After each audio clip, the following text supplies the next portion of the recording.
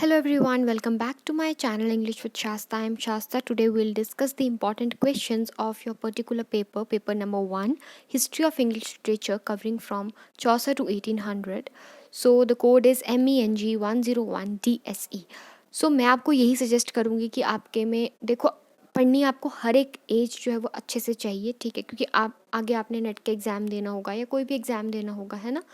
तो उसके लिए आपको एज तो अच्छे से पढ़नी ही पड़ेंगी सारी, लेकिन अगर ये पेपर कंसर्न्ड है तो आप जो है, मेरा ये मानना है, कोई भी 3 एजेस कर जाइए, ठीक है, क्योंकि मैं अभी आपके साथ आई थिंक 10 या 11th को आपके साथ मैं previous year question paper share करूँगी जो इस बार का था।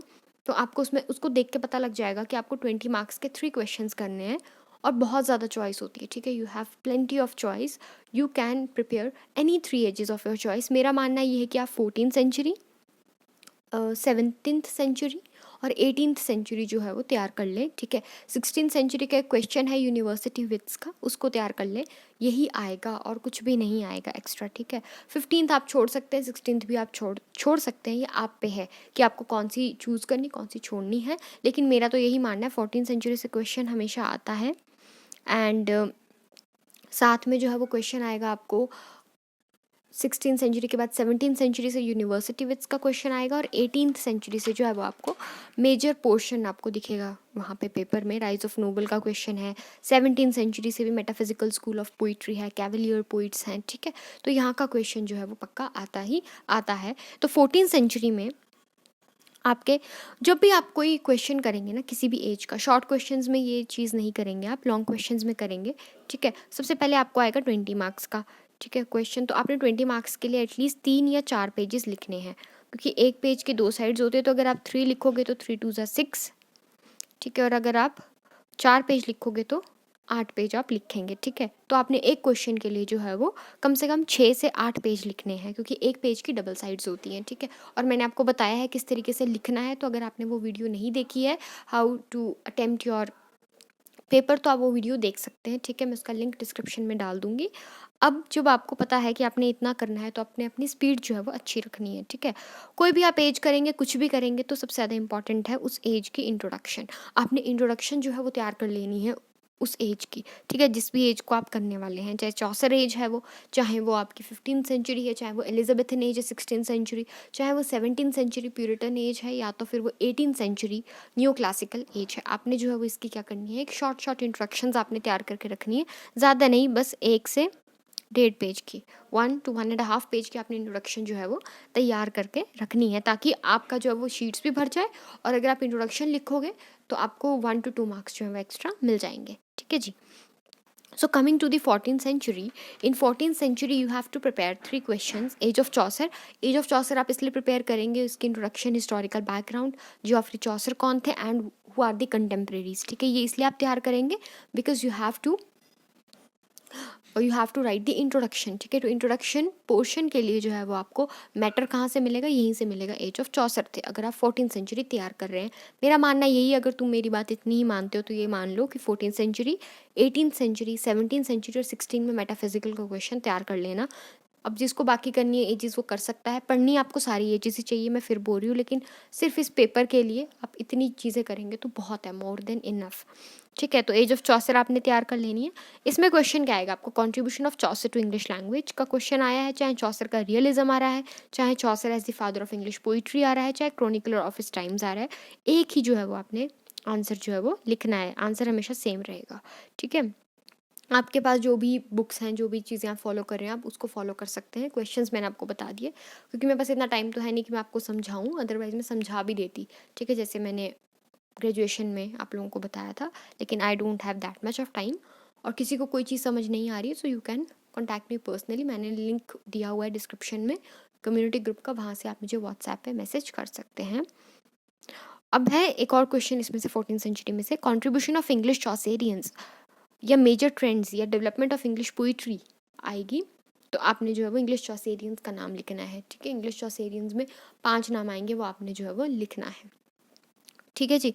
15th सेंचुरी में से आपने क्वेश्चन तैयार करना है कि बैलेड क्या होती है, सबसे इंपॉर्टेंट बैलेड क्या होती है और पॉपुलर बैलेड्स कौन से 15th सेंचुरी की, ठीक है। तो आपने जैसे एंट्रेंस के लिए तैयार किया होगा तो आपको पता है फर्स्ट बैलेड चेवी चेज है, वो भी इसी सेंचुरी की बैलेड है। Nut Brown Maid is the ballad, that also belongs to this particular century, ठीक है। और 15th सेंचुरी को बैरन पीरियड क्यों बोलते हैं, ये भी आपने क्वेश्चन तैयार करना है। फिर क्वेश्चन आप तैयार करेंगे, इंग्लिश चौसेरियंस आपके 14th सेंचुरी में तैयार हो जाएंगे। 15th सेंचुरी अगर आपको तैयार करनी है किसी को, तो वो स्कॉटिश चौसेरियंस जो है वो तैयार कर लें, या इंग्लिश पोइट्री इन 15th सेंचुरी अगर आता है तो आपने इंग्लिश और स्कॉटिश चौसेरियंस दोनों लिख देने हैं, ठीक है। क्योंकि ऐसा होता है ना कि अगर कोई पैदा हुआ है 14th सेंचुरी में, तो ऐसा तो है नहीं कि वो 14th में ही मर जाएगा, ठीक है, कुछ साल तो जिएगा, तो 15 में इवेंचुअली उसकी डेथ होती है। लाइक चौसर जो है वो पैदा हुए थे 1343 में, लेकिन वो 1400 में उनकी डेथ हुई। 1343 में 14th सेंचुरी चल रही थी, एक नंबर जो है वो आगे आप चूज़ करते हैं, 14th है तो मतलब 15th सेंचुरी जो है वो स्टार्ट हो गई, ठीक है। तो मतलब कोई पैदा हुआ है, जैसे यहाँ पे इंग्लिश चौसेरियंस पैदा हुए होंगे 14th सेंचुरी में, लेकिन वो मरे कब थे 15th में, तब तक उन्होंने लिखा ना, तो इसीलिए उनको भी हम इंक्लूड करेंगे इंग्लिश पोइट्री इन 15th सेंचुरी में। तो 15th सेंचुरी से आपने जो है वो ये क्वेश्चन मोस्ट प्रोबेबली आपने पढ़ लेने हैं। और एक और क्वेश्चन है ड्रामा बिफोर रेनेसा का। Drama before Renaissance, Renaissance period से ड्रामा कैसा था, मिस्ट्री, मिरेकल, मोरालिटी, प्लेज वगैरह सब इसमें आ जाएंगे। मिस्ट्री, मिरेकल, मोरालिटी, इंटरल्यूड्स, है ना। शॉर्ट में बता देती हूँ, जो मिस्ट्री प्लेज होते हैं वो डील करते हैं, मिस्ट्री किसकी हो सकती है, ठीक है, मिस्ट्री होती है भगवान की, ठीक है। मिस्ट्री होगी बिब्लिकल, उसकी मीन्स क्राइस्ट की बर्थ की, डेथ की, ये मिस्ट्री होगी। और मिरेकल, चमत्कार कौन करते रहते हैं, चमत्कार करते हैं आपके सेंट्स वगैरह, जो आपके बाबा एंड ऑल होते हैं, ठीक है, उनकी लाइफ के साथ डील करती है। फिर आ जाते हैं मोरालिटी प्लेज। मोरालिटी प्लेज वो प्लेज होते हैं, मॉरलिटी मीन्स मॉरल वैल्यूज़, अच्छा क्या है बुरा क्या है, वाइसेस एंड वर्च्यूज़, ठीक है। फिर आ जाते हैं इंटरल्यूड्स। इंटरल्यूड क्या होता है, play with in a play, ठीक है, एक वो सिर्फ एंटरटेनमेंट पर्पज़ के लिए होता है, ठीक है। प्ले के अंदर एक छोटा सा जो है वो एक आप बोल सकते हैं ब्रेक के तौर पे उसको दिखाया जाता है इंटरल्यूड्स को, ठीक है। तो आपने 15th सेंचुरी से ही तैयार कर लेना। मेरा फिर भी यही मानना है कि 14th, 16th, 17th और 18th आप तैयार कर लें। 16th century very very again very very important, Renaissance का क्वेश्चन इसमें से बन रहा है, रेनेसा का यूनिवर्सिटी विट्स का क्वेश्चन पक्का आएगा, ठीक है। तो आप 16, 17, 18 तैयार करेंगे और साथ में 14th भी तैयार करेंगे, ठीक है। क्योंकि मैं आपको बोल रही हूँ 3 तैयार कर लो, अगर आप 3 तैयार कर लोगे वैसे तो आपका हो जाएगा, लेकिन पता नहीं होता है कि किस तरीके का आपको ऑप्शन में आ जाए क्वेश्चन, इसीलिए कौन सा ऑप्शन आपको दिया होगा तो वो आपको पता नहीं होगा, इसीलिए आप 4 तैयार कर लें। 16th में से ये 3 क्वेश्चन, बस 3 ही क्वेश्चन करने आपने तैयार, ज़्यादा नहीं करने। रेनेसा अगर आप तैयार करेंगे, so what is Renaissance, Renaissance means rebirth and revival of art, literature and culture, ठीक है। क्लासिकल ग्रीक से जो आपकी चीज़ें आ रही थी, ह्यूमन एंटिक्विटी की इसमें स्टडी होती है। फॉल ऑफ कॉन्स्टेंटिनोपल है इसमें 1453 का, ठीक है। ज़्यादा वीडियो लंबी हो जाएगी अगर मैं ऐसे बताने लगूंगी आपको। तो रेनेसा के आपने इम्पैक्ट क्या पढ़ा और फीचर्स क्या है रेनेसा के, अगर कैरेक्टरिस्टिक्स आता है फीचर्स आता है तो बात एक ही है, ठीक है। इन्फ्लुएंस आपको घुमा फिरा के अगर क्वेश्चन आ जाता है कि Renaissance is the rebirth and revival of art and literature, elaborate, तो मतलब आपने रेनेसा ही लिखना जो आप पढ़ के गए हैं, कुछ एक्स्ट्रा नहीं लिखना, ठीक है। रिफॉर्मेशन, ठीक है, रिफॉर्मेशन जो चर्च वगैरह में हुआ था। University wits, university wits again very very important, ठीक है। इसके लिए मैंने एक मतलब अपने आप ही एक वो बनाया था निमोनिक, इसको याद करने का, यूनिवर्सिटी विट्स को। अगर आपको वैसे याद हो जाता है तो आप भी वैसे याद कर सकते हैं, ठीक है। मैंने ऐसे बनाया था कि LPG हम घर में यूज़ करते हैं, LPG में क्या है, LNK है, ठीक है, LPG में LNK है। तो इससे मुझे याद हो गया था कि L से जो है वो आपके लाइली आ जाएंगे, P से आ जाएगा पील, G से ग्रीन, M से मार्लोव, ठीक है। शेक्सपियर से पहले अगर कोई बहुत बड़े और अच्छे ड्रामेटिस्ट थे तो वो कौन थे, most probably he is Marlowe. L से आ जाएगा लॉज, LODG लॉज। N से आ जाएगा नाश, थॉमस नाश। K से आ जाएगा किड, KYD थॉमस किड, जिन्होंने बहुत इंपॉर्टेंट वर्क लिखा है, वो आपका वो वाला वर्क है स्पेनिश ट्रेजेडी, ठीक है। और मार्लोव ने डॉक्टर फाउस्टस लिखा है जो आपके सिलेबस में भी है, ठीक है। तो मैंने इस तरीके से याद किया था LPG में LN के, आपको इस तरीके से याद हो जाए तो आप कर सकते हैं। उनके कॉन्ट्रीब्यूशन की वो क्या लिखते थे, उनका एक एक मेजर वर्क आपने लिख देना है वहाँ पे, ठीक है। अगेन अगर उनकी आप कोई नोवेल लिख रहे हैं तो अंडरलाइन करेंगे, बुक का नाम है अंडरलाइन करेंगे। अगर कोई पोइट्री है, कोई ऐसे है, कोई आर्टिकल है तो इन्वर्टेड कोमास में आप उसको डालेंगे, ठीक है जी। और 17th सेंचुरी में comedy of humours very very important and comedy of manners, ठीक है। इन दोनों का डिफरेंस भी आ सकता है, इसलिए आप पहले से ही पढ़ के रखें। Metaphysical school of poetry again very very very important. Cavalier poets very very important. Decline of Jacobean drama after Shakespeare के बाद ड्रामा डिक्लाइन क्यों कर गया, ये भी आ सकता है। 18th सेंचुरी में सबसे ज़्यादा इंपॉर्टेंट क्वेश्चन आपका ये है, rise of novel in 18th century. ये आता है, बहुत बार आता है ये क्वेश्चन, ठीक है। आपके मिड टर्म्स में भी आएगा, अगर हुए थे आपके mid terms, rise of novel 18th century का और features of new classical age. New classical age में क्या होता था ना कि age of Johnson, age of Pope भी इसको बोलते थे।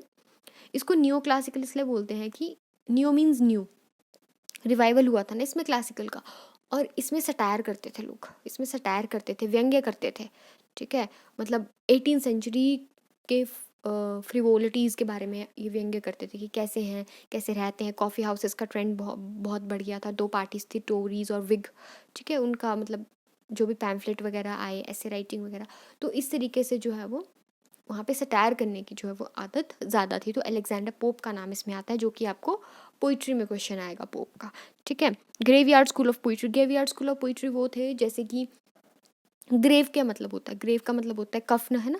तो ग्रेवयार्ड स्कूल ऑफ पोइट्री वाले जो पोइट्स थे, ठीक है, वो किस बारे में लिखते थे, वो ज़्यादातर जो है वो मरने मराने की बातें लिखते थे, मेलनकली को बताते थे, सैडनेस को बताते थे, ठीक है।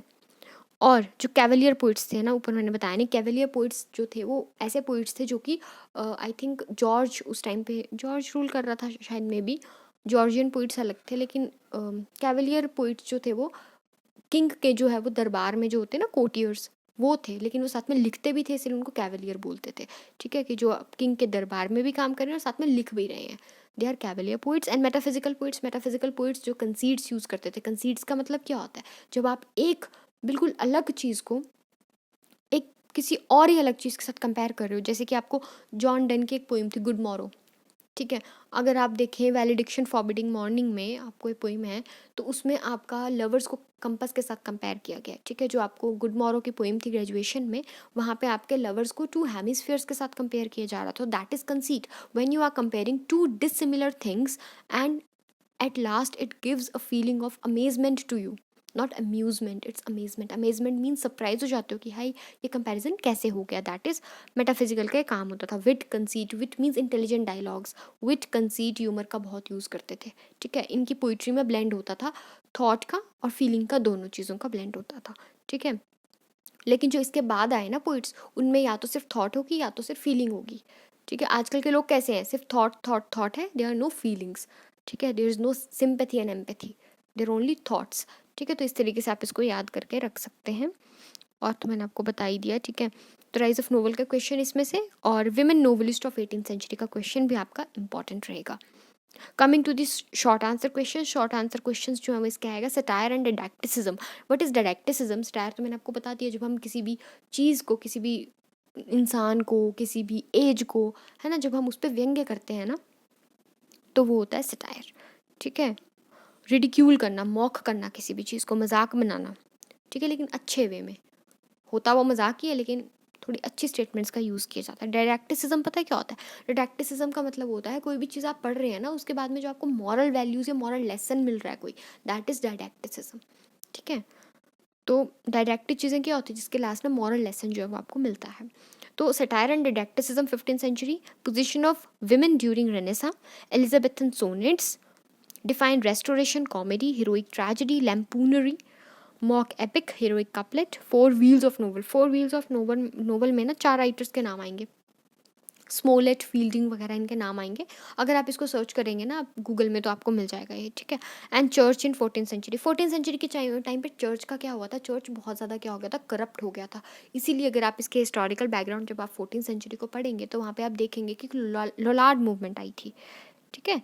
जब देखो, जब भी चीज़ कहीं पे करप्शन या कुछ बढ़ जाता है ना, तो क्या होता है, कोई एक पर्टिकुलर मूवमेंट चलाई जाती है, कोई एक बहुत बड़ा एक लीडर आ जाता है, वो बोलता है कि मैं रिफॉर्म लेके आऊँगा, मैं ये करूँगा, मैं वो। तो in the same way church में करप्शन हो गई थी, करप्शन इतनी ज़्यादा हो गई थी कि अब चर्च की जो सुप्रीमेसी थी ना, उसको क्वेश्चन किया जा रहा था कि भाई नहीं, चर्च जो है वो सुप्रीम नहीं है। इसीलिए वो लास्ट तक आते आते आते आते क्या हुआ, लोग मटीरियलिज्म हो गए।